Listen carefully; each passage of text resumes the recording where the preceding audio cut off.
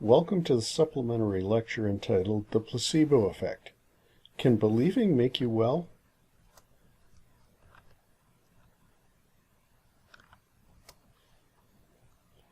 First of all, what is the placebo effect? It is known that human subjects in healthcare often improve or report improvement even when they are receiving an ineffective treatment. In healthcare studies, the control group, therefore, doesn't usually get no treatment at all. Rather, they get a sham treatment. That is, a treatment that is not expected to either cause an improvement or a worsening in the patient's condition. The idea is that the treatment and control groups should have identical or nearly identical experiences. That way, the placebo effect should impact both groups in the same way. In the 1960s, there was a popular method of treating stomach ulcers called gastric freezing. Cold liquid was pumped into the patient's stomach, chilling the sites with the ulcers. The Journal of the American Medical Association reported on one such study. The stomachs of 80 patients with duodenal ulcer have been frozen with immediate relief of symptoms, early disappearance of ulcer craters, and depressed gastric secretory responses. That was in 1962. There was a problem, however, with these studies, namely, they didn't control for the placebo effect. Eventually, someone noticed that this was a problem. And in later studies, some patients were assigned to a control group and others were assigned to the treatment group. In the control group, the patients received a placebo. Tubes were still run into their stomachs through their mouths. They heard the noise of machines running in the background. The tubes in their mouth became cold, but the difference was this: no liquid was actually released into their stomachs. And the result? The treatment still worked. Both patients whose ulcers were frozen and those who merely thought that their ulcers were frozen improved. Well, we conclude that the placebo effect is what is causing the improvement. People get better because they think they will get better, and for no other reason. Now, when we're working with the placebo effect, one of the things we need to do is blinding. The problem is that the placebo effect is hard to control directly. Patients may pick up on subtle clues about whether the staff believes they're going to get better or not. If they pick up on the fact that they're in the control rather than the treatment group, then the placebo effect will not impact them, but it will impact the patients who are in the treatment group. So even though you see a difference between the two groups, the difference could be the placebo effect. So how do we control for the placebo effect? The answer is with what is known as blinding. In single-blind studies, patients don't know if they're getting the placebo or the real treatment. But in double-blind studies, neither the patients nor the staff knows whether they are receiving the placebo or the actual treatment. This double blinding prevents subtle differences in the patient's experience.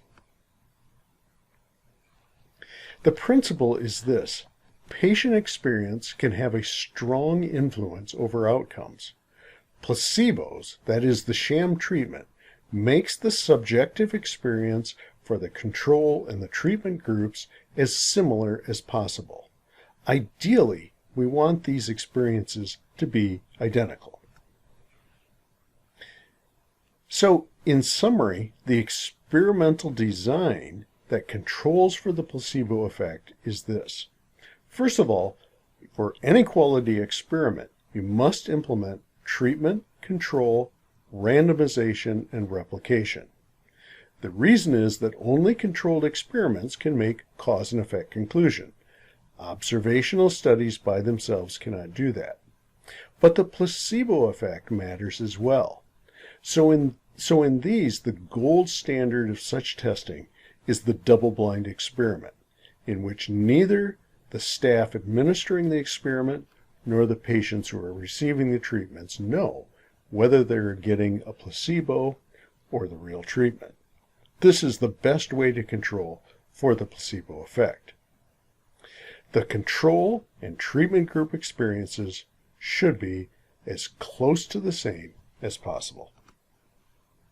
Now, there are some special problems that come up as we begin looking at controlling the placebo effect. One of the difficulties can be that it's hard to actually make the double blinding work. Studies of psychiatric drugs are well known for facing this challenge. The problem is this: almost all psychiatric drugs have strong negative side effects. So patients in the study can fairly quickly guess whether they're receiving a placebo or whether they're receiving the real drug based on the presence of some kind of a negative side effect. Patients who realize they're not experiencing a side effect will conclude that they're receiving a placebo. Researchers then must expend considerable effort to try to counter these guesses, but practically speaking, smart patients may figure things out anyway.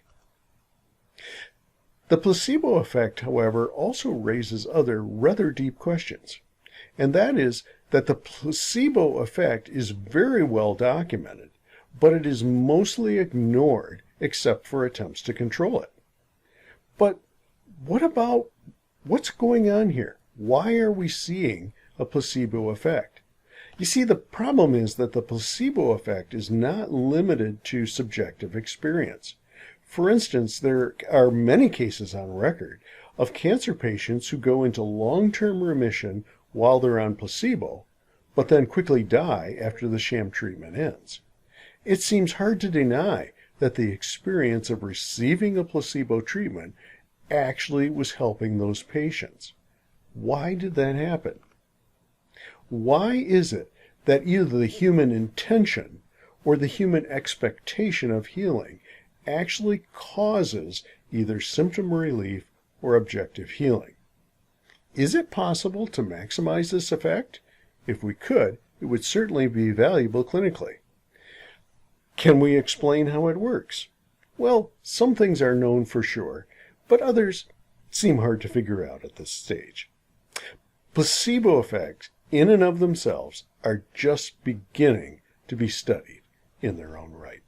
So these are interesting questions, but placebo effects, double blinding, these are the ways we handle. This is the way we control for the placebo effect, which must always be considered when we're doing experiments with human subjects.